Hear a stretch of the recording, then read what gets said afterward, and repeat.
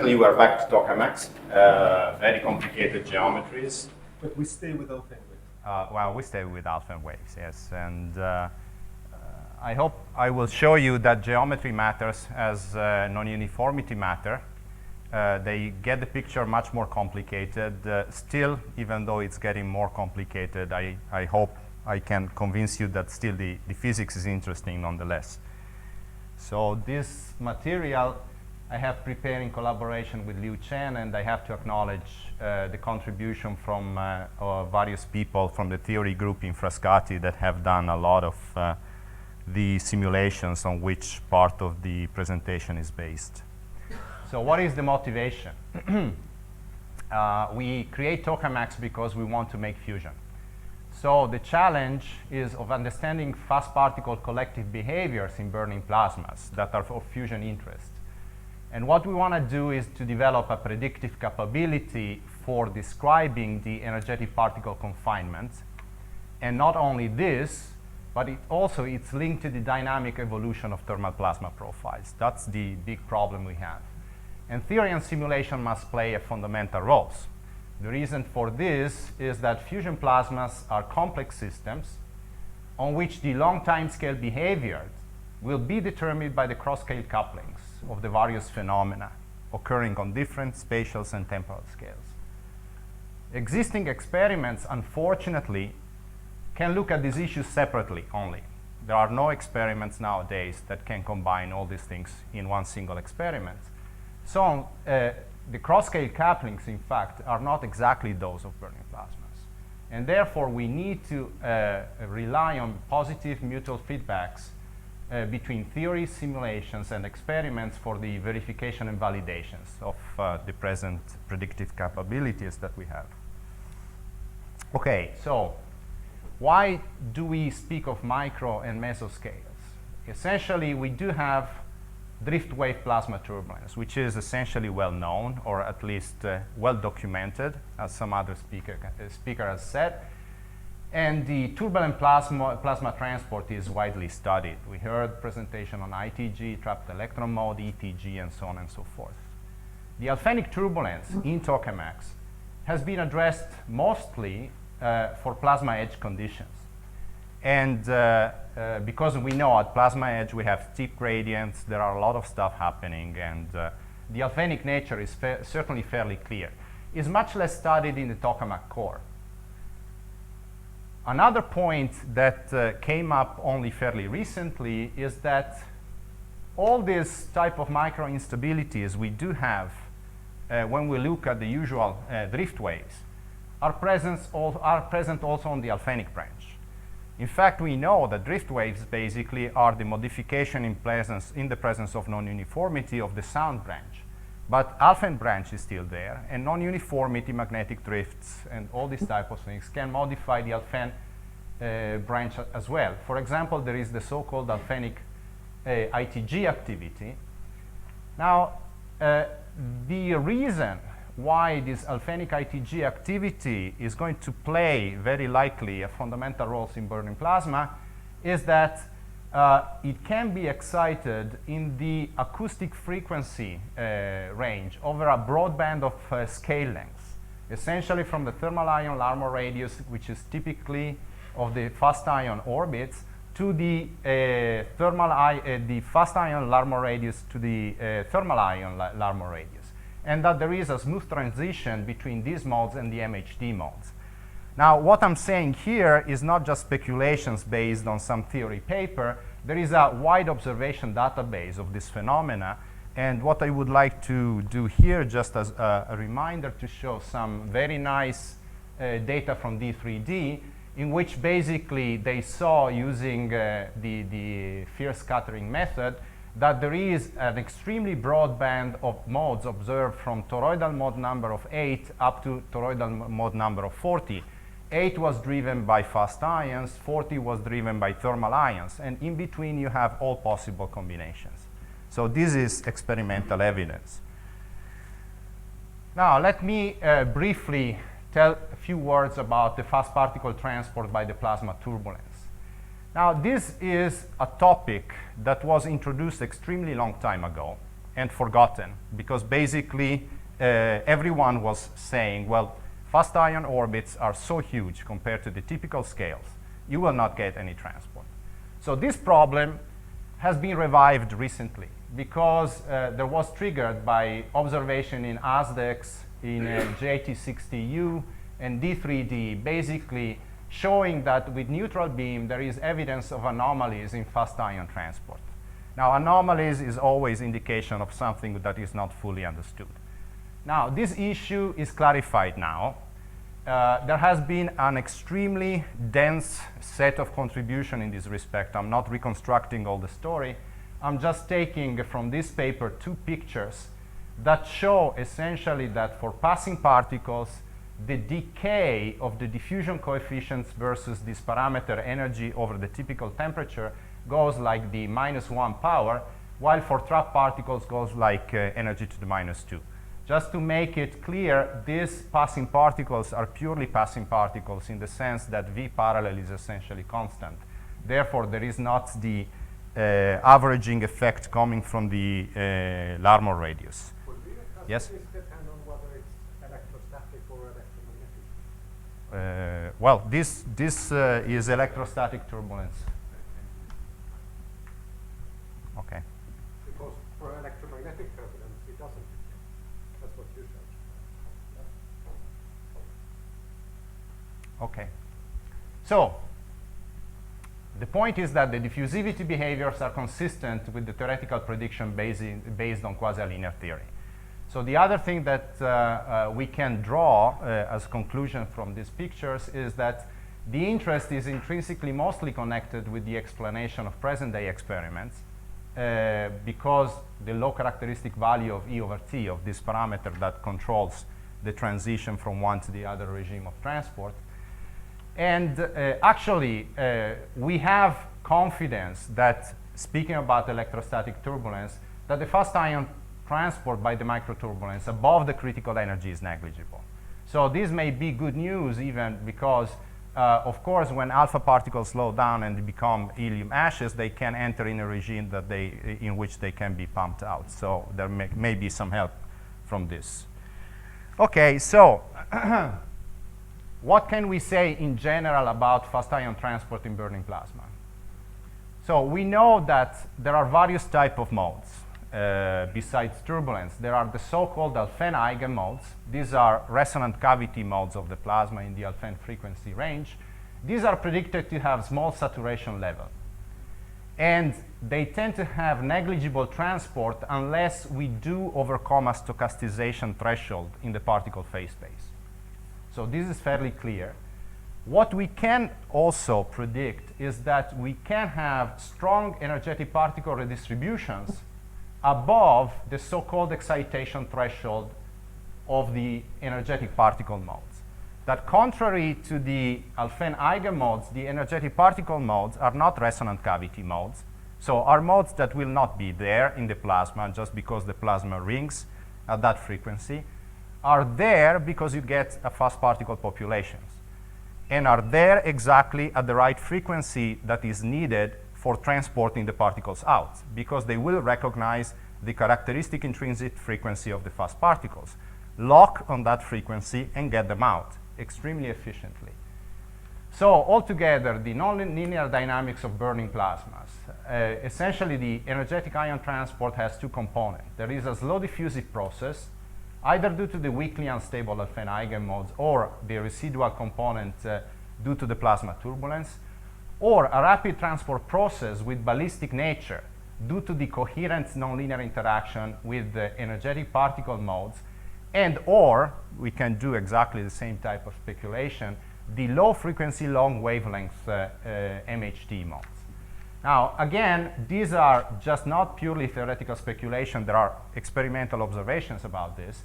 For example, one very impressive example is these abrupt large amplitude events observed in JT60U that I will show later. Now let me go through to the various type of channel. What happens in the case of these Alfvén eigenmodes? These are the resonant cavity modes. This is not anymore turbulence. Turbulence I addressed before. Now these are the resonant cavity mode. Essentially, this is the usual picture we have, is the action angle phase space. You see the wave particle trapping region, and as you amplify the intensity of your perturbation, you start to get near stochastization region around the separatrix, and as period 1 fixed points get unstable, you get to complete stochasticity. This is very well known. So essentially what we do expect is to have a little amount of transient losses which scale proportionally with the magnetic field perturbation. This is due to the resonant drift of the particles across the orbit loss boundaries in the phase space. So this is a prompt losses, basically. So after that, we expect diffusive losses to scale quadratically above a stochastic threshold. Now, what we don't know, and nobody has assessed fully and in a convincing way so far, is what is the stochastic threshold, especially in the presence of many modes.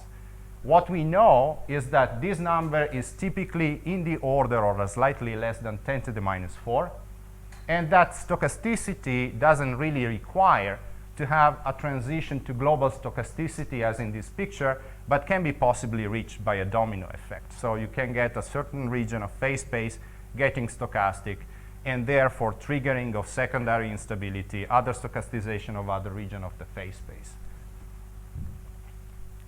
Okay, so let me speak more about the coherent losses. So these are experimental data of the abrupt large amplitude event in JT60.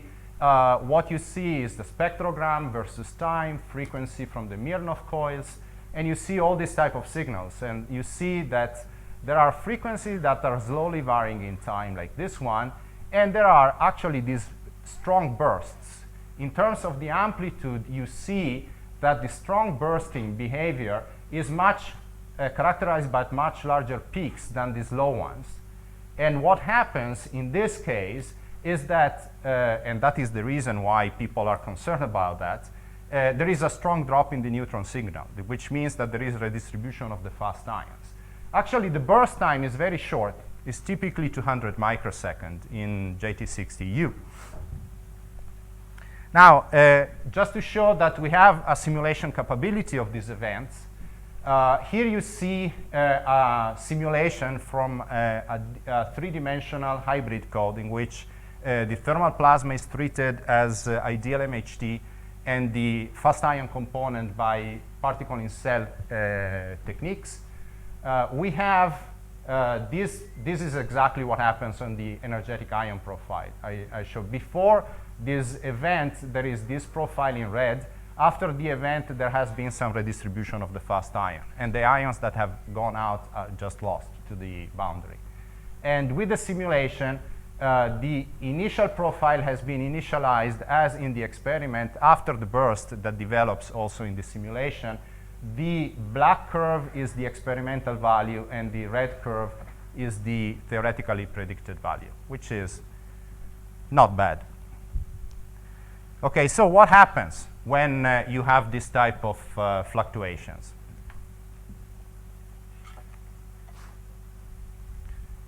What you have is an avalanche and the possibility of generating wave packets that are connected and locked both in frequency and in space with the presence of the fast particle population. So the mode is not a resonant cavity mode. The mode doesn't know what a linear eigenfunction is. You just put energy in one place. There are the modes that like the fact that there is free energy density, and they happily grow.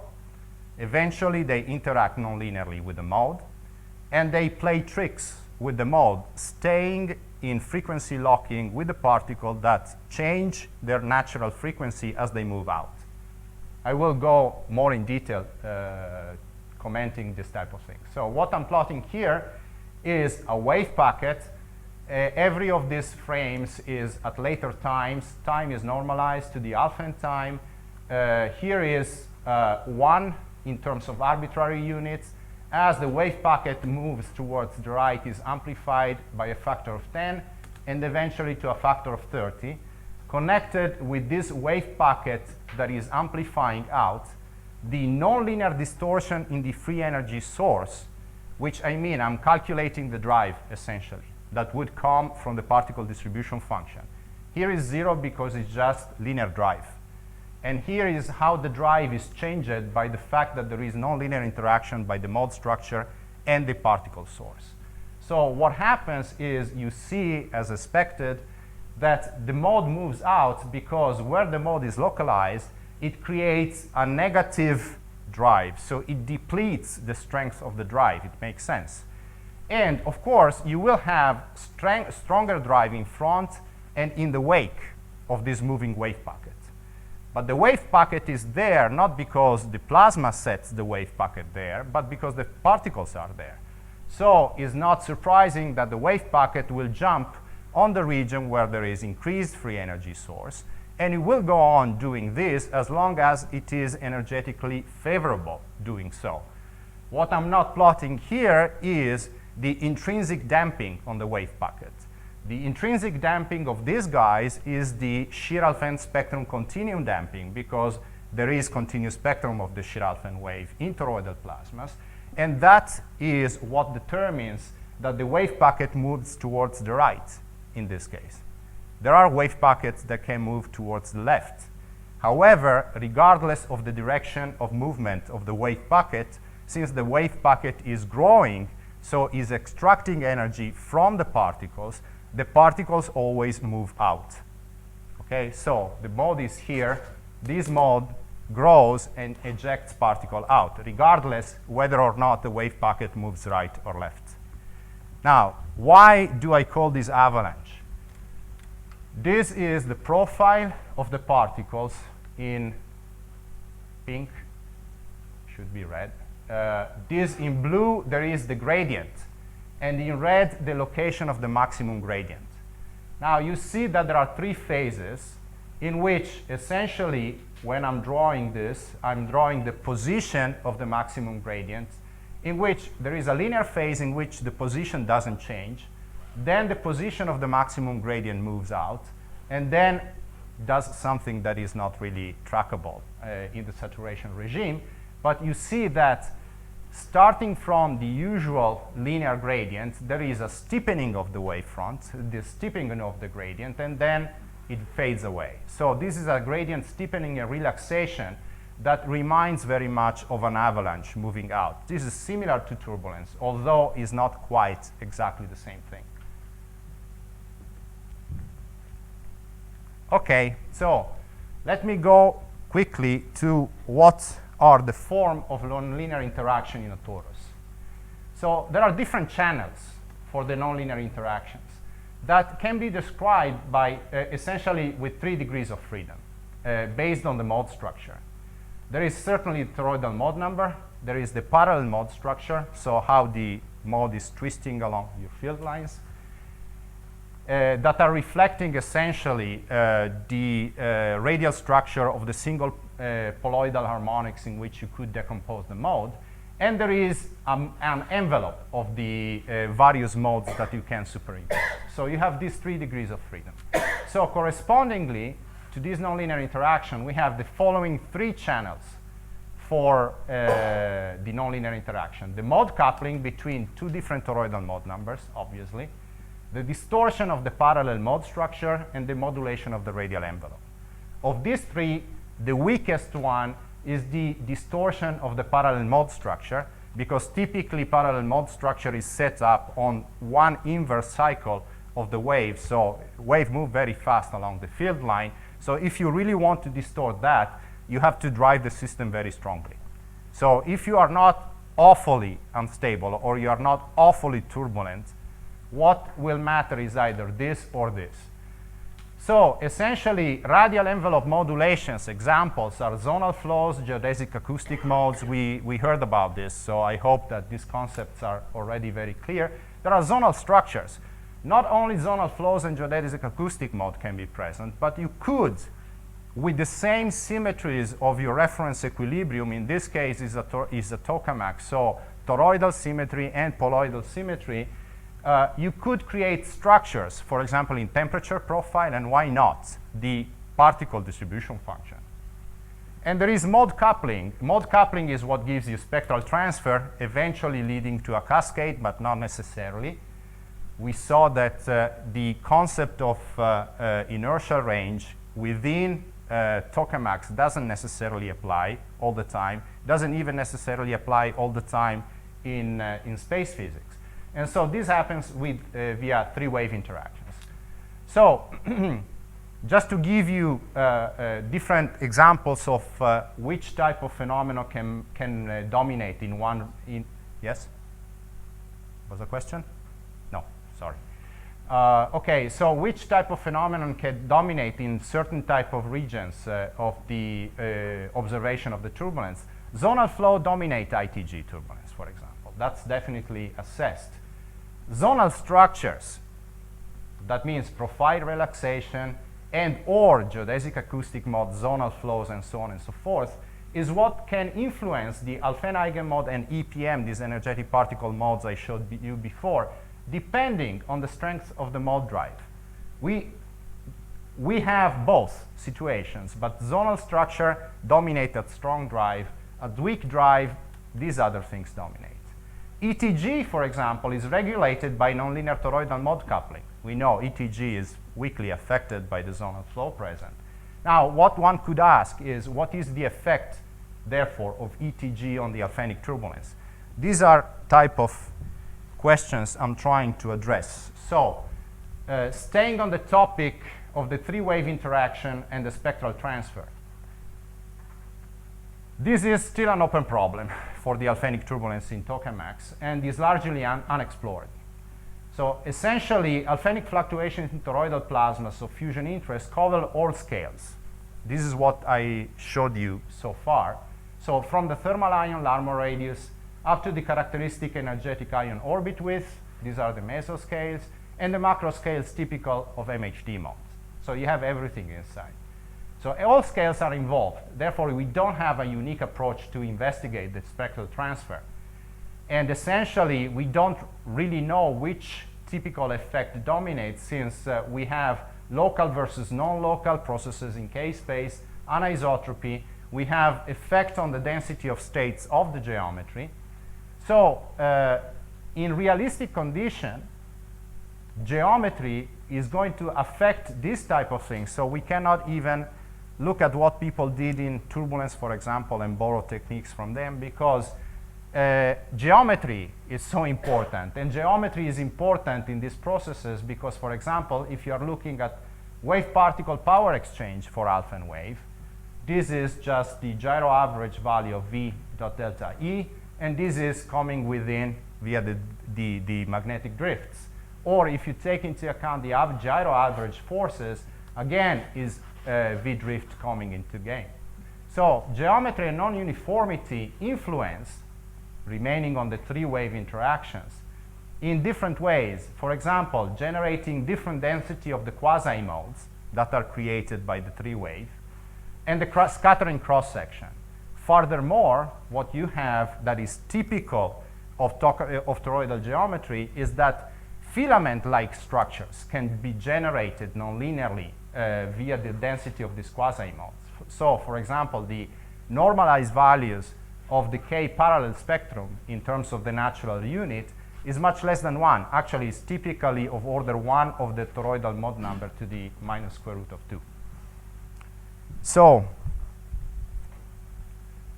what we can say, since this is evidently an open problem, is that the spectral transfer must be evaluated in competition with the generation of the zonal flows, the geodesic acoustic mode, and the zonal structures. What we know, for example, that some of these zonal structures that generates wave-particle trapping are called phase space holes and clumps. This actually is a terminology which is appropriate when you speak about the adiabatic processes that are dominating, which means you have a hole or a clump, deficiency or excess of density of particles in the phase space that sit there for sufficiently long time that the particle bounce back and forth along many times before the structure move or die out. But that's not necessarily the case. And energetic particle modes, for example, are not such a case. So the most relevant issue which is open is determine the hierarchy of the relevant nonlinear timescale in realistic conditions. So where the cross-scale couplings enter exactly in the way they should enter in the burning plasma case. So how about a few words more about the zonal flows and the zonal structures. So again, there are very disparate space-time scales of Alfvén eigenmode, energetic particle mode, MHD modes, and the plasma turbulence. So since we all expect that the diffusion plasma is going to be a complex self-organized system, what we would also expect is that likely it is going to be dominated by the nonlinear interplay of all these objects via the generation of the zonal flows and fields. Now, why do you expect so? Because zonal flows and fields and zonal structures more generally are generated by each of these guys independently. And we know that those objects feed back on the players. But we know that due to the spatial scale separation and time scale separation, the various players will hardly talk to each other directly. So the zonal structures and the zonal flows will act as mediators of the long time scale behavior, making different players talk on the same, with the same language. So this brings an interesting issue into the game because, of course, zonal flows and zonal structures will be characterized by their own frequency and KR spectra, radial only, because they will not have poloidal or toroidal spectra. But these structures will have different characteristics and different spectra according to who is the guy that generated them. So what is interesting is to go and investigate the effect of these various structures on the cross-scale couplings. That's why, for example, the Alfvénic fluctuations in the acoustic frequency range, and this is something I will go a little deeper into the details now, have a particularly interesting role since Alfvénic ITG, which is the Alfvén equivalent of the ITG mode, Alfvén eigenmode, EPM, and MHD mode will have all the same similar frequency. So they tend to generate zonal flows and zonal structures with exactly the same type of characteristics, at least for the frequency part, not for the radial KR spectrum. So again, in generating and looking at the particular peculiarity of zonal flow and zonal structure, there is a crucial role of the toroidal geometry for the Alfvénic fluctuations. For example, the fundamental role of the magnetic curvature couplings, both in the linear and in nonlinear dynamics, has been pointed out by many people. Now, what can be said in general, again, repeating from all this argument, is that the long time scale behavior of the zonal structure will be important for the overall burning plasma performance as generator of nonlinear time varying equilibria. So equilibria in quote unquote, because they will have their own typical evolution time scale. Okay, so I spoke about the zonal flows mostly. How about the long time scale behavior generated by the zonal structures? So depending, for example, on the proximity to marginal stability, we know that Alfvén eigenmode and energetic particle mode, just picking two of these objects I was speaking about, have nonlinear evolution predominantly affected by either the zonal flows and fields, if there is spontaneous generation of these things close to marginal stability, or the radial modulation in the fast ion profiles, if the drive is sufficiently strong. Actually, how strong the drive must be can be quantified in this relation. So essentially, the drive must be sufficiently strong compared to non-parameter, non-local parameters.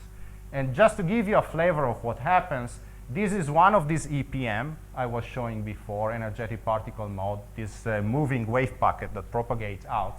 And this is the pressure gradient profile, which is essentially the mode drive. As the mode evolves, you see that there is a corrugation on top of these vortices. I could sell this picture to you as ITG turbulence nonlinear evolution. But as a matter of fact, what happens here, there is very little effect of the zonal flow.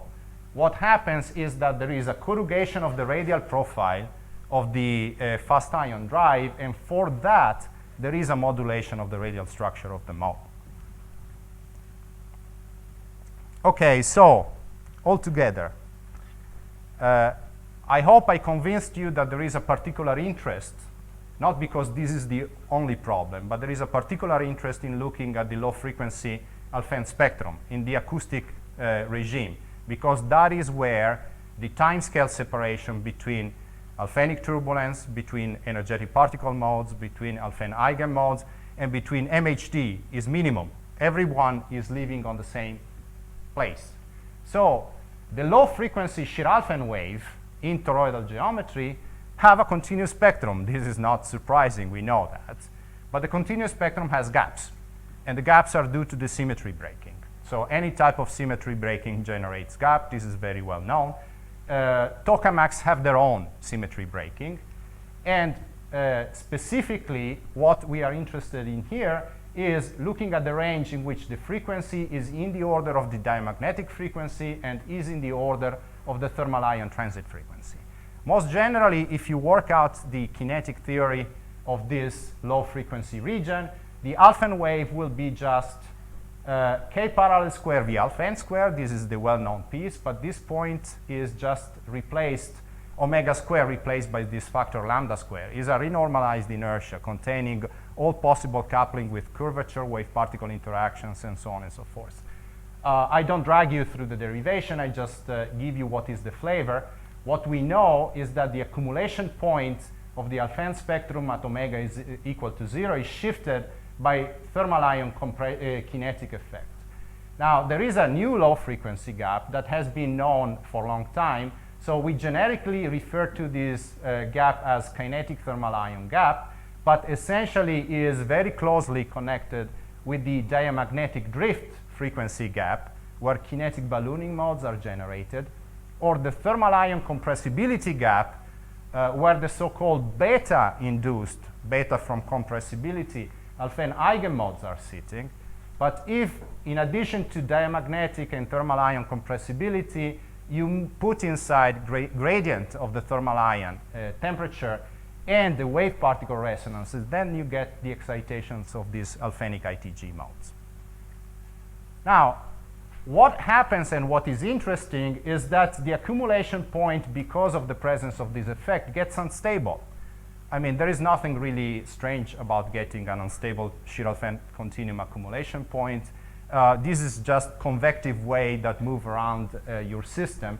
What is important is realizing that when non-uniformity in the system are such that the accumulation point has a discrete mode localized nearby, then you get a discrete unstable turbulence generated.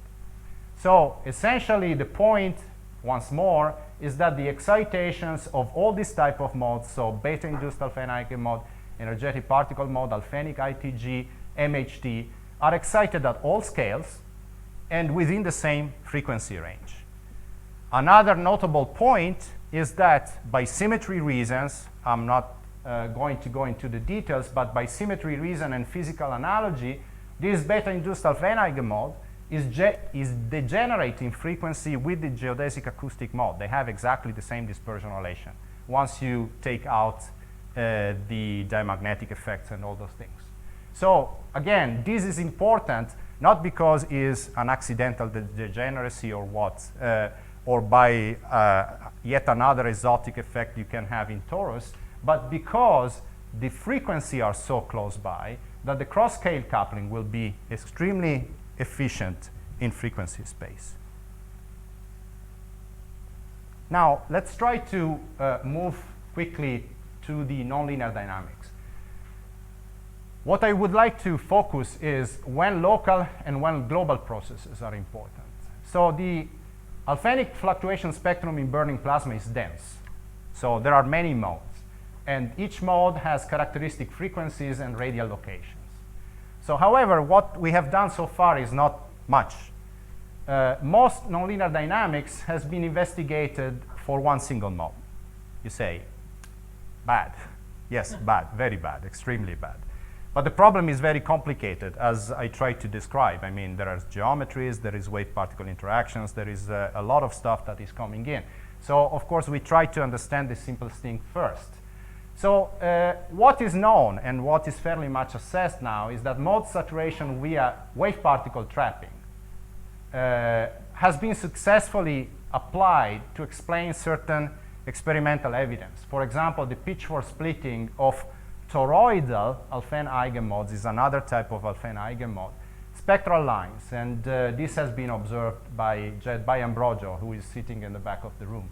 So essentially, this type of physics is very well understood and is based on the local distortion of the fast ion distribution function because of the quasi-linear wave-particle interactions. So, but you remember that there is negligible transport by this Alfvén eigenmode because of the local flattening, unless we go above the stochasticization threshold. So we should do a little more about this. So essentially, what people have done, they have tried to quantify a little better the dynamic process in which you get this quasi-linear interaction and wave-particle trapping. The analysis usually assume proximity to marginal stability, and this is the key point. This is where really the analysis stops and cannot be really applied any further. So the reason is because they do assume one single low amplitude wave such that the linear mode structure can be assumed. So we calculate it once and we drop it out from the picture. So essentially, we are assuming a radial non-uniform problem. Basically, orbit characteristics, nonlinear characteristics, are much narrower than the structure of the mode. So this is really radial uniform problem. So we do have a finite background dissipation that does not depend on the finite amplitude wave. And this cuts out the possibility of investigating the interaction with the continuum damping and with the continuous spectrum. Because as you have mode dynamics within the continuous spectrum, the amplitude that will make the frequency change will change your background dissipation.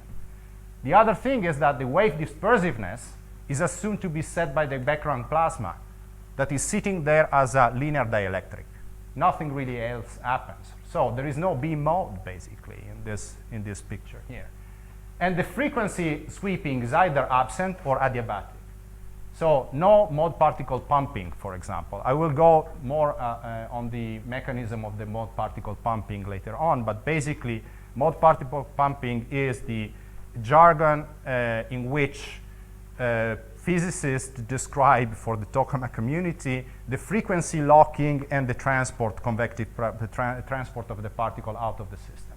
So these properties delineate an analogy between single Alfvén eigenmode behaviors in burning plasmas and those of Langmuir waves. So the 1D beam plasma problem, the canonical. Yeah, thank you. So there is a strong contrast between the dynamics of beam mode in 1D system and, for example, the energetic particle mode in toroidal devices. So next, what I will do in the last 10 minutes is to focus on the transition from weak to strong nonlinear dynamic regimes. And essentially, that is the point in which the intrinsic resonant nature of this energetic particle mode play a crucial role, and also the plasma non-uniformity and toroidal geometry enters heavily. Okay, so what is mode particle pumping? This has been studied first for the fishbone mode. Essentially, the fishbone mode is a mode that is n equal 1, m equal 1, has the typical structure. This is the n equal 1, m equal 1, this is m equal 0 component, but there is a certain structure. What is important is that trap particles that enter into the system and drive this mode unstable, so the precession resonance, essentially interact resonantly with the particle, and here you see a trap particle that bounces back and forth between magnetic mirror points and happily travels out in a secular way. So this mechanism is called mode particle pumping, and is generically to be attributed to a process in which the frequency is given by the precession bounce frequency. Now, what is important and what is really introducing a new element into the picture here is that if you are calculating at which rate a particle that is moving out according to these equations. These are just bounce averaged equations that give you a certain amplitude and tell you how the particle travels out in a secular way. So if you are calculating at which rate the precession frequency is changing, it turns out that the rate at which the precession frequency is changing is in the order of omega bounce square, the bounce frequency of the particle within the wave. So at this point, there is no way you can sustain that the process is adiabatic. And as a matter of fact, if these two walls are the 2 points on which the particle will like to bounce, I'm saying that the walls are moving in one direction at the same rate the particle is traveling between the 2 points. So the particle never bounces back. So this is why the particle can happily move out in this way. So just reminding what is the radial mode structure in toroidal geometry, you have various poloidal harmonics that are very localized nearby rational surfaces where k parallel goes to 0, and there is a radial envelope on top of that. Okay, so how is transport changed in toroidal geometry, and what is the role of toroidal geometry and non-uniformity? So the energetic particle transport in toroidal system has unique features, and these cannot be reproduced in simpler 1D geometries, except for special cases. Of course, you can always find a paradigm case in which you can draw analogies, but generally you cannot. So if you are looking at the conservation of the Hamiltonian in the extended phase space, this tells you that for a shift in the radial position normalized to a certain pressure gradient length, there is a percentage change in the energy that is related to the shift in the radial position with this coefficient, omega star over omega. Omega star is the diamagnetic frequency. This is fairly general. Now, what happens is that for energetic particles, omega star over omega is a big number. It's very large. So this tells you that you can have a very weak energy exchange and very large radial excursion. So wave-particle decorrelations, essentially, in these toroidal devices are set by radial non-uniformity. For example, if you take transit resonance, is magnetic shear that enters. This is not surprising. It's also the toroidal mode number enters. Actually, this is the reason why there is different behavior in ITG and trapped electron mode turbulence, because trapped electron mode turbulence is essentially the precession resonance with the trapped electron that creates the transport and creates the drive incidentally. And the precession resonance, which is what I'm focusing here incidentally, doesn't have this dependence on the toroidal mode number. That's why the transport in trapped electron mode looks more convective than diffusive if you look at the simulation results. So because of this, what you are led to conclude that is you either have none or very limited or slow frequency chirping for Alfvénic modes. So this is very similar to what happens in the 1D bump-on-tail paradigm. And essentially, this is connected with the fact that the adiabatic Hall clamp dynamics in the phase space requires proximity to marginal stability in order to show up some type of dynamics. Now, what is the unique feature of these fishbones or energetic particle mode that are characterized by large frequency chirping instead? So because of the resonant frequency locking, essentially the decorrelation because of spatial non-uniformity is removed. The particles don't move out of the resonance because they get transported out radially. They move out of resonance only because they give energy to the wave. But this makes it such that the particles can travel a lot before this process can stop. So this is a convective burst of particles that can travel significantly within your torus. So essentially, this turns out that the resonance detuning in velocity space and the fast convective transport are consequence of the coherent wave and particle nonlinear dynamics, and the nonlinear dispersiveness of the mode compensate the change in frequency. This is the unique feature of these things.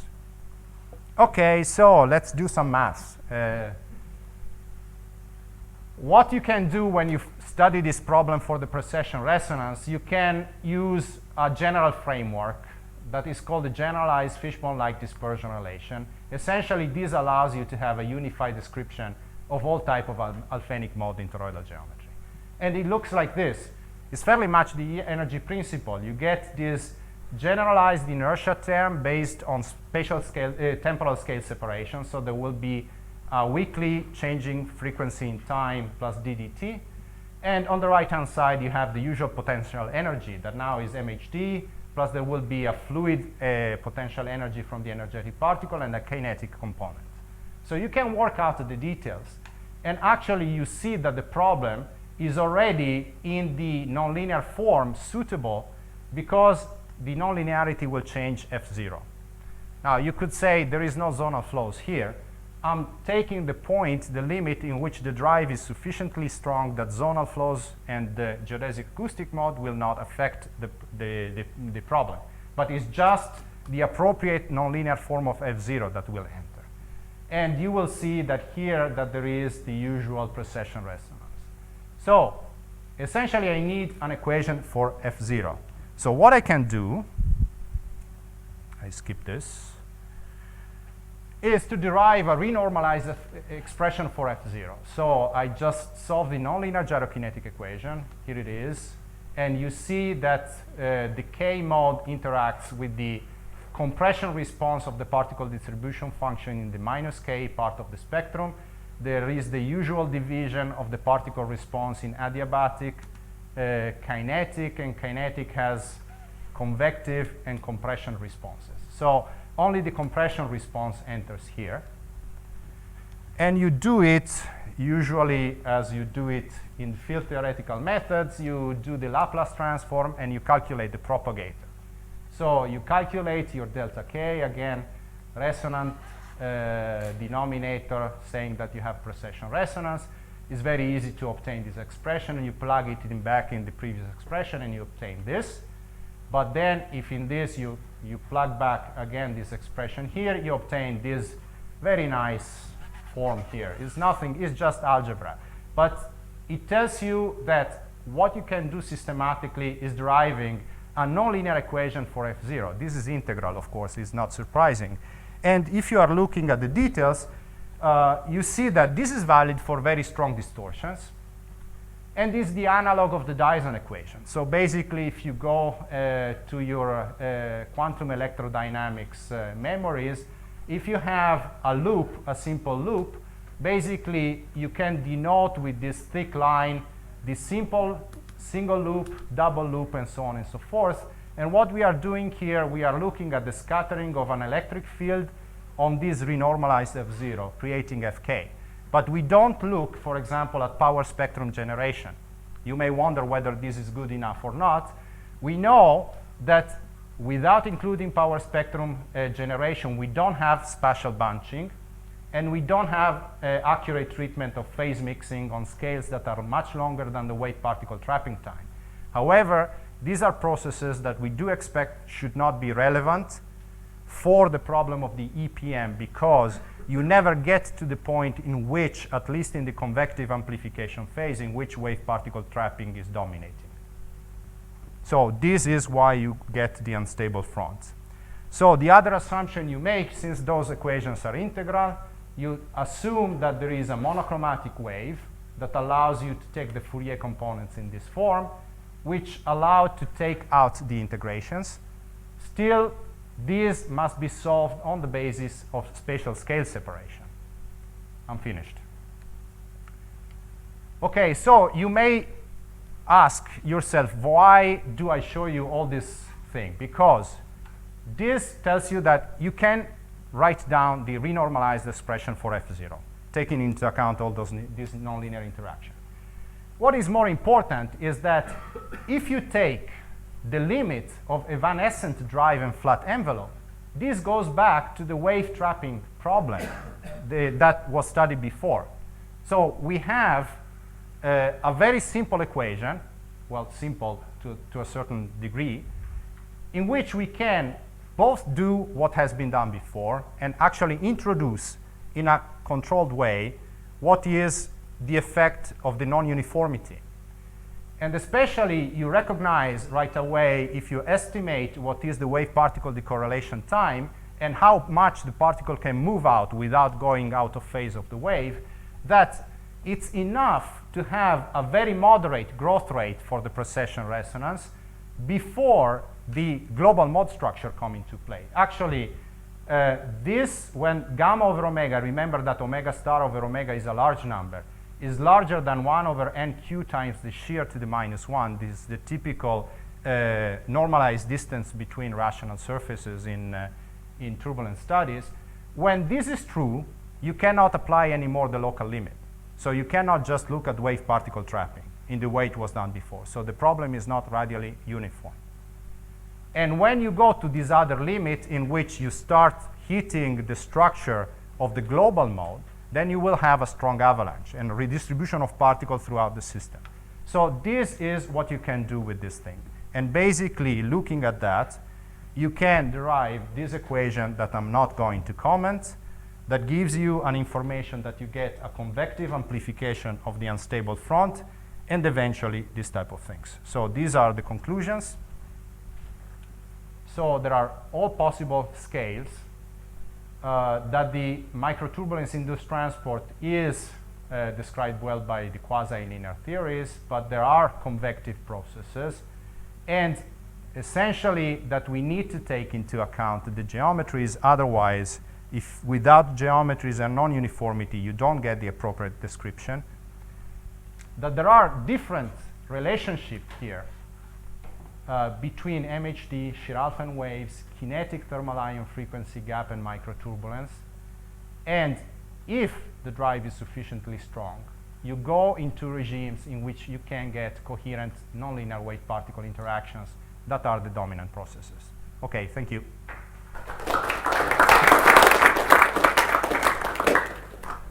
First two hieroglyphics the same there, or is there a subtle difference? Which? Out of the three characters, the first two are the same, aren't they? Yeah, they are the same. And that's how it's supposed to be. It's supposed to be. Does anybody know?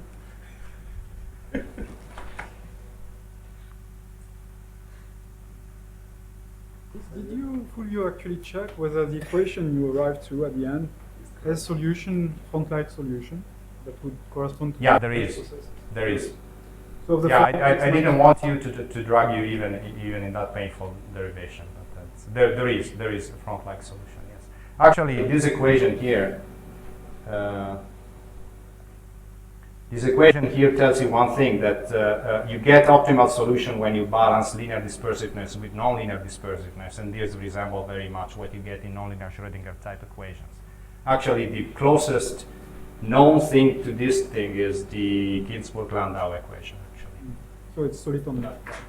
It can have soliton-like solution, and usually the process is selected what makes the biggest damage to your particle confinement. That's because you extract most energy from the mode. As you noted, the influence of high K turbulence ITG on energetic particles can be significant in some cases, and it could be useful to include it in equations like this as an additional diffusion term.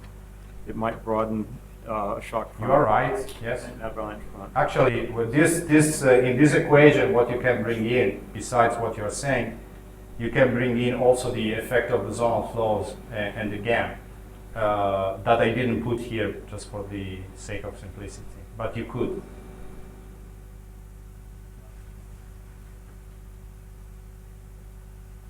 Further questions?